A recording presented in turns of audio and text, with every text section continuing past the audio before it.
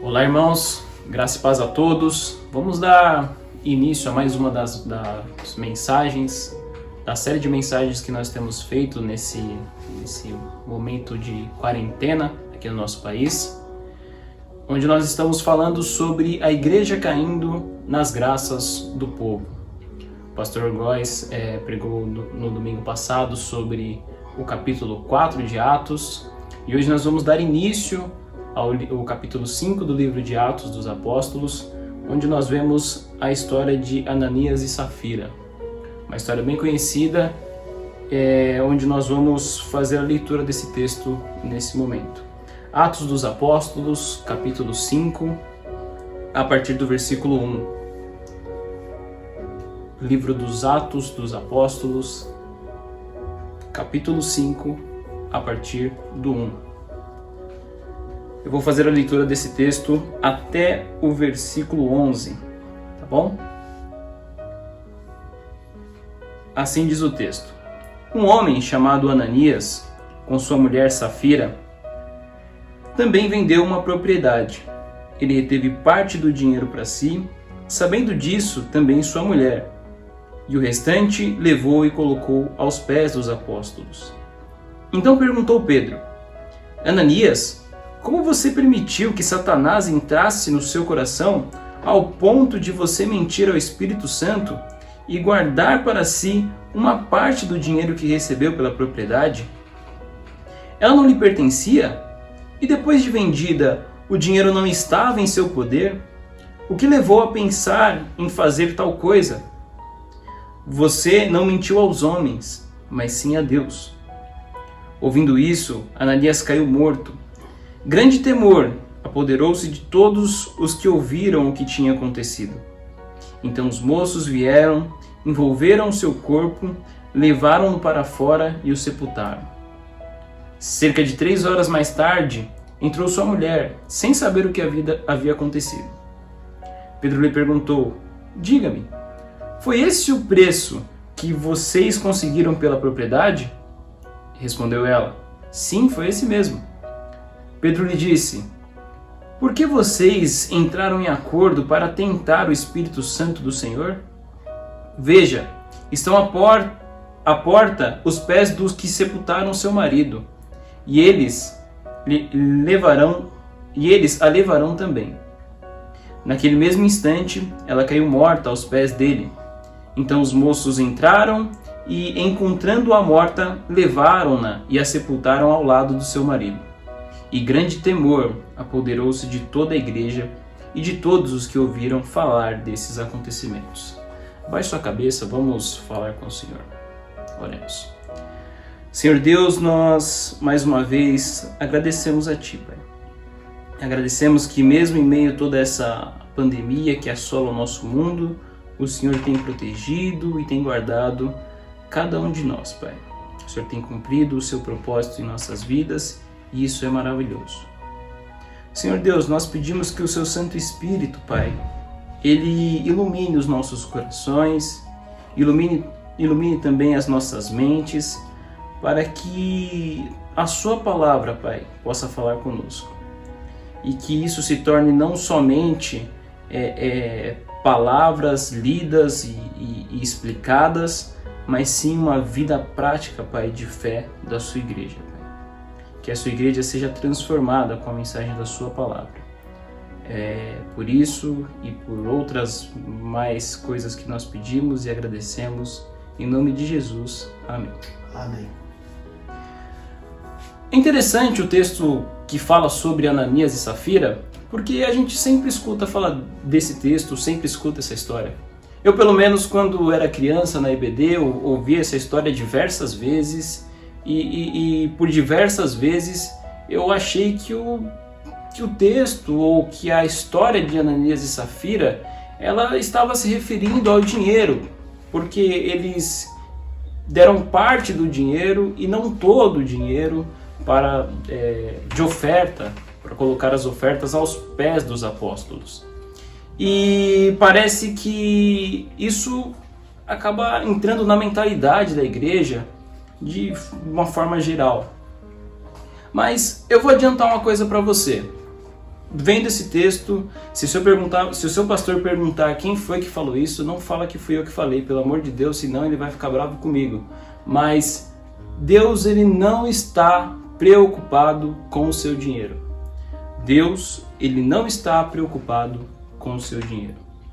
Na verdade, o dinheiro nessa história é um mero detalhe, um mero símbolo daquilo que Ananias e Safira fizeram. Vamos ver, expondo parte a parte do texto, para que a gente possa compreender melhor como que essa ideia é exposta.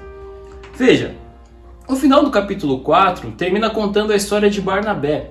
Acho que também a maioria das pessoas que tem convivência com a igreja já ouviram falar sobre a história de Barnabé. Barnabé, ele tinha uma propriedade e ele pegou essa propriedade, vendeu a propriedade dele e doou todo o dinheiro para a igreja. Isso vem numa toada de toda a igreja, doando os seus bens e fazendo ofertas voluntárias para que todos eles tivessem o que comer, para que todos eles não passassem ou não tivessem necessidade alguma.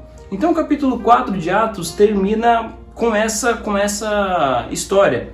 E aí a gente lembra daquele texto muito famoso: na multidão dos que creram, era uma mente e um coração. Ninguém considerava unicamente sua coisa alguma que possuísse, mas compartilhavam tudo o que tinham. E isso é um texto maravilhoso, muito bonito, que se encontra no capítulo 4 de Atos, no versículo 32. O capítulo 5, por sua vez, conta uma história quase que oposta a isso, né? Mas alguém tentando imitar aquilo que as pessoas, os crentes estavam fazendo. Uma pessoa que estava dentro da igreja, que era Ananias e Safira. O texto começa: um homem chamado Ananias, com Safira, sua mulher, também vendeu a sua propriedade. Isso se remetendo à história de Barnabé, do texto anterior. Bom, quando a gente percebe que o texto não está tratando sobre dinheiro, que o texto não está falando sobre o quanto você tem que doar aos líderes religiosos, ao quanto que você tem que dar para a igreja, mas sim está falando do seu coração, está falando daquilo que está dentro de você. A gente consegue entender que o texto tem dois aspectos muito interessantes e muito fortes para a igreja brasileira hoje. Que um deles, a igreja brasileira adora falar e vender e falar todas as vezes que é possível, e um outro que o pessoal não gosta muito de falar. Então vamos ponto a ponto para a gente entender o que eu estou falando.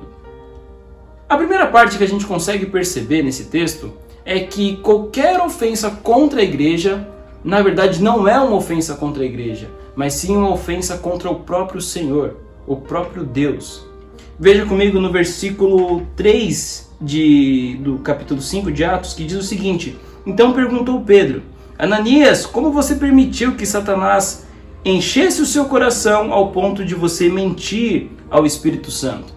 Veja só que Pedro, ele não faz o questionamento sobre se Ananias tinha feito ou mentido à igreja ou mentido a ele mesmo, Pedro.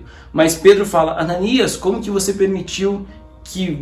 se permitiu mentir ao próprio Espírito Santo, o próprio Deus? Então isso é muito interessante, porque qualquer ofensa contra a igreja, ela não é uma ofensa direta contra a igreja, mas sim uma ofensa contra o Senhor dela, contra Deus, contra o Espírito Santo de Deus. E isso é algo que a gente vê muito nas igrejas hoje.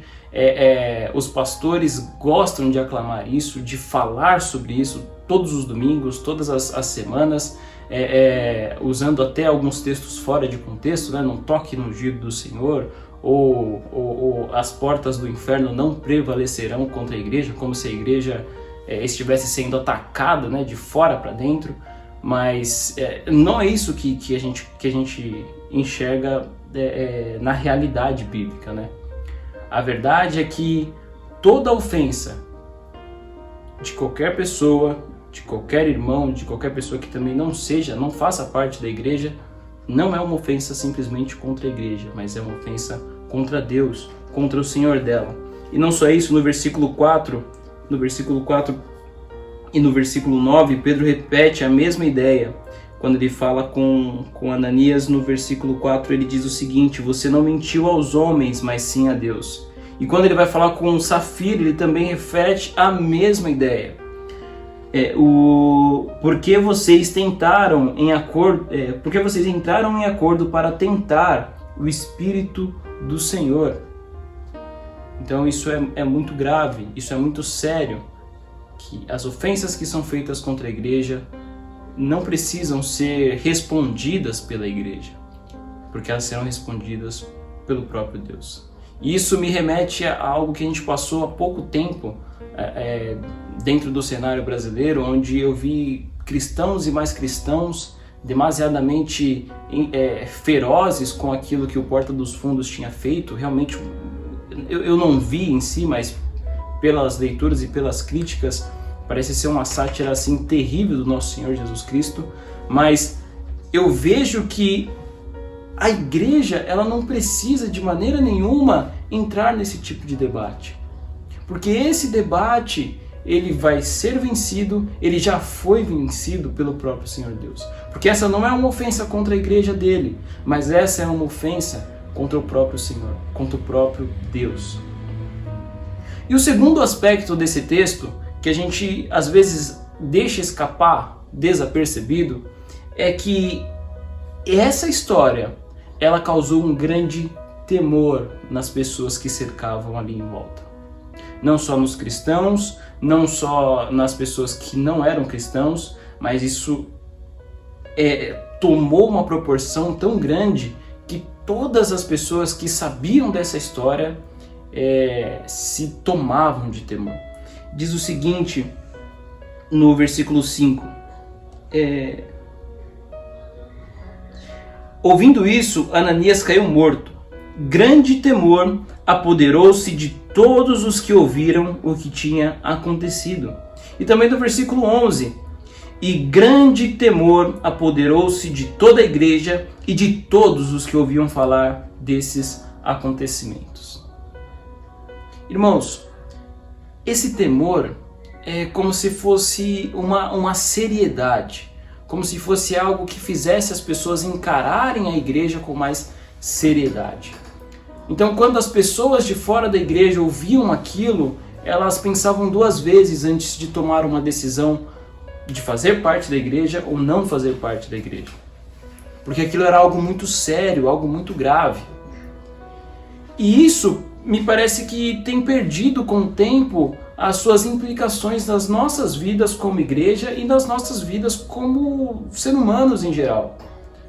As decisões que nós tomamos com Cristo cada vez mais têm se tornado coisas fúteis. A pessoa faz uma decisão em voltar para a igreja ou estar em comunhão um dia, seja hoje, mas daqui a 1 mês, 2 meses, essa pessoa parece que já esqueceu dessa decisão que ela tinha tomado e parece que ela simplesmente abandona e não quer mais saber daquilo que ela tinha tomado perante Deus e perante a sua igreja. E essa história de Ananias e Safira me faz cada vez mais ter um grande temor nas coisas do Senhor. Não só nas decisões que eu tomo, mas também naquilo que eu faço para o Senhor. E é isso que eu quero ressaltar hoje nesse texto. Que nós, como igreja, devemos nos tomar ou sermos cheios desse temor para que nós não caiamos em ciladas que foram armadas por Satanás para que nós caíssemos nelas. Nós, como igreja, precisamos tomar atitudes que influenciem o mundo à nossa volta para que eles também se encham desse temor e percebam que brincar com coisas que remetem a Deus, que remetem à igreja, não é algo simples, ou não deve se fazer brincadeira com isso. E eu me passei essa semana, enquanto eu estava estudando o texto, tentando matutar na minha cabeça como que a igreja pode se encher desse temor em meio a tempos de crise, em meio a tempos de pandemia, em meio a tempos de quarentena. Irmãos, a palavra que me veio à mente durante todo esse estudo, ou a frase que me veio à mente durante todo esse estudo é: seja generoso. Simplesmente isso, seja generoso. E mais uma vez eu quero ressaltar que Deus não está preocupado com o seu dinheiro.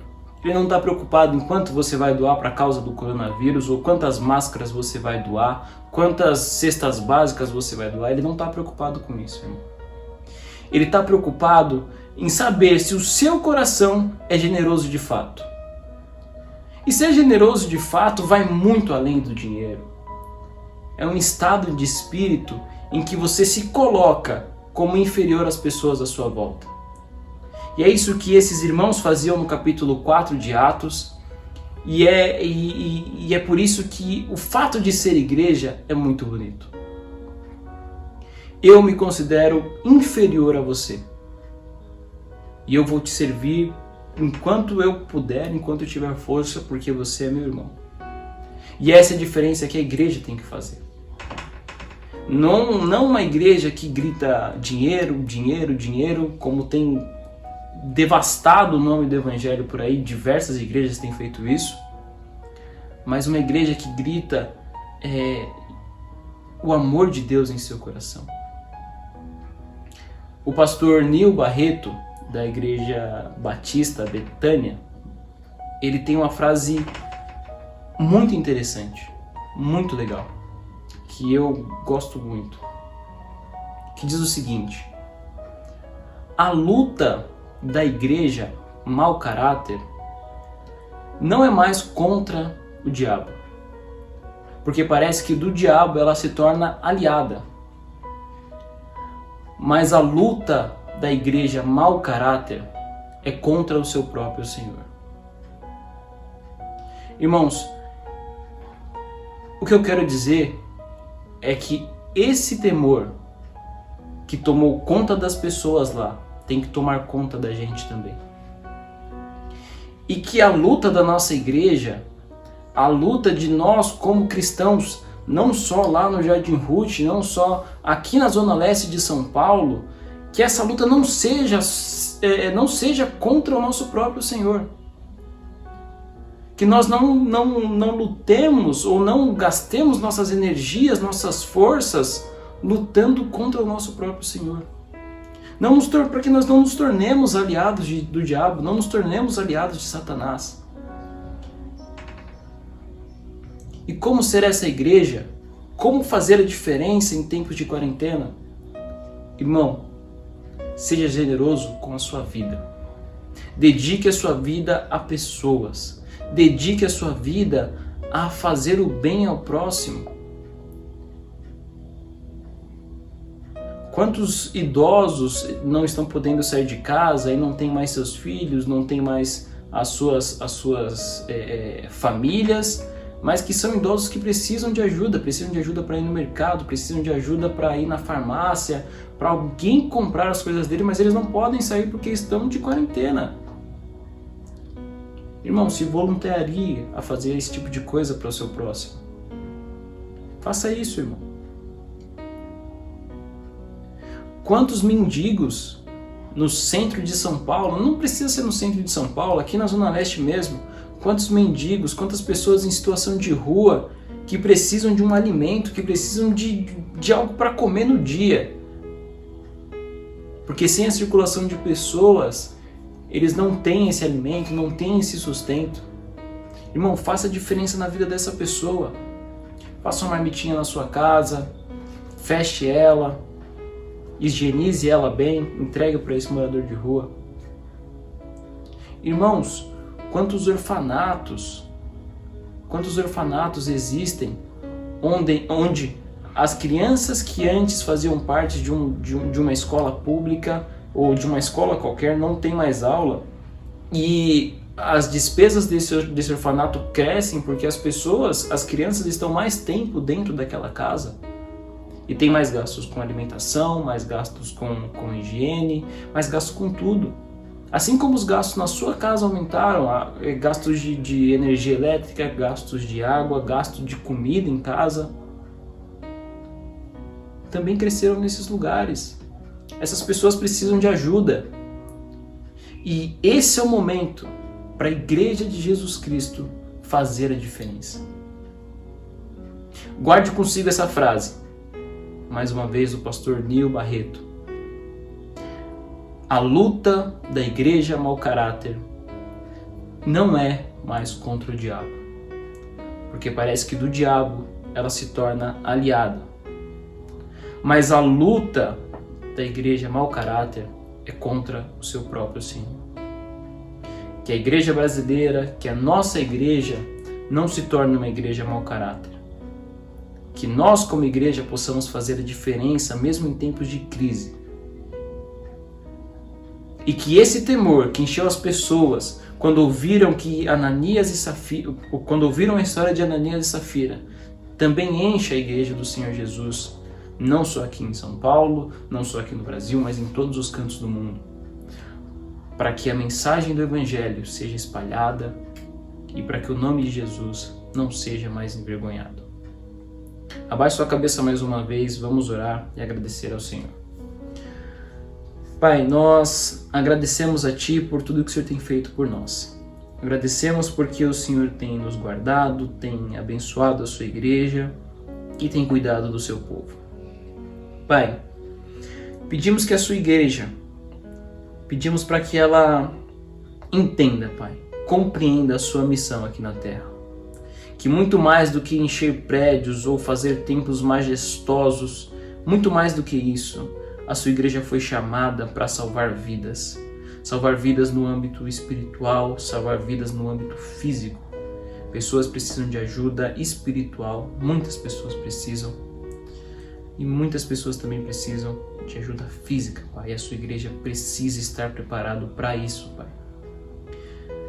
Eu peço para que a sua igreja, Pai, no Jardim Ruth, a primeira igreja batista na Zona Leste, que cada irmão, Pai, seja abençoado, Pai, seja guardado pelo seu Santo Espírito, para que nós possamos dar continuidade na obra que não é nossa, não é de ninguém, mas é do Senhor, simplesmente do Senhor. Pedimos que o Senhor esteja conosco, Pai, guardando cada um que precisa sair para trabalhar, cada um que não pode ficar em casa e também os que ficam em casa, Pai. Para que essa doença, Pai, possa ser o mais rápido possível, Pai, devastada, para que encontrem uma cura para ela logo, para que nós possamos voltar à normalidade. E que além disso, Pai, a sua igreja aprenda com todos esses momentos de crise, para que mais uma vez o seu nome seja exaltado, Pai, em todos os lugares. Em nome de Jesus, Pai, que eu oro agradecido. Amém. Amém. Irmãos, essa foi a mensagem de hoje. Domingo que vem nós continuaremos com esse mesmo tema, a igreja caindo nas graças do povo. Não se esqueça de se inscrever no canal da igreja para que você receba as notificações quando um novo vídeo for postado. E boa noite e até amanhã.